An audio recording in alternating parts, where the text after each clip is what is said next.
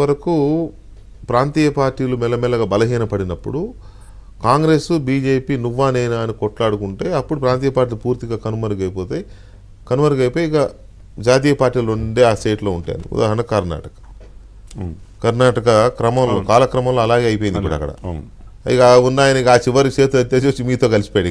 ఇప్పుడు అక్కడ ప్రాంతీయ పార్టీ లేదు, ఇక ఉన్నది ఒకటే కాంగ్రెస్ పార్టీ బీజేపీ అంతే. అయితే కాంగ్రెస్ లేకపోతే బీజేపీ.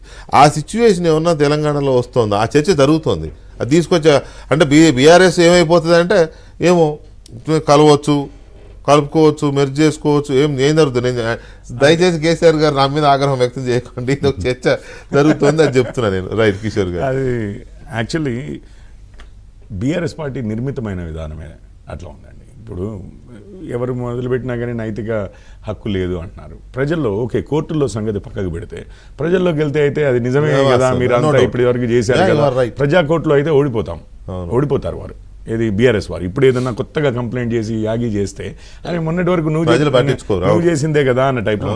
సో ఆ పార్టీ నిర్మితమైన విధానమే టైం తీసుకోకుండా సడన్గా అన్న టైప్లో, అంటే పవర్లోకి ఒకసారి రాగానే మొత్తం మిగిలిన ఇప్పుడు TDP, YSRCP, BSP, forward bloc, CPI, even communist తోక పార్టీలను ఒక సైడ్ అంటున్నా, వాళ్ళని కూడా బతకనీయలేదు. కమ్యూనిస్ట్ పార్టీలలో నుంచి కూడా అది ఎప్పుడు జరగలేదు అనుకుంటా.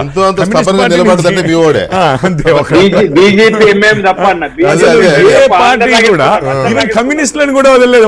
వాళ్ళు సైద్ధాంతిక పార్టీలు అంటారు కదా, అసలు మనం ఎప్పుడు వినలేదు. అంతకు నేనైతే కమ్యూనిస్ట్ పార్టీల నుంచి వెళ్ళిపోయి వేరే పార్టీలో అందరినీ ఖాళీ చేసి పడేది.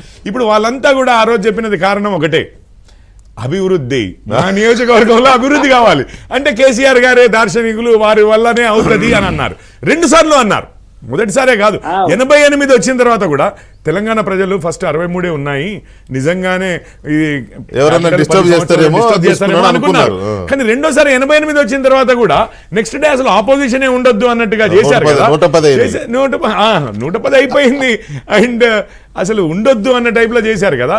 అది అక్కడ వచ్చింది. ఇప్పుడు మీరు ఏం మాట్లాడడానికి లేకుండా పోయింది. ఇంకొకటి ఏంటంటే జనాలకు కూడా కరెక్టే కదా, ఇప్పుడు వాళ్ళు అదే కౌశిక్ రెడ్డి గారు వెళ్ళి స్పీకర్ గారిని కలిసిన దగ్గర నుంచి వీళ్ళు పోవడం ఏంటి అనే ఒక చర్చ ఉంది. అంటే అఫ్ కోర్స్ జరిగింది, అలాంటి చరిత్ర ఉంది.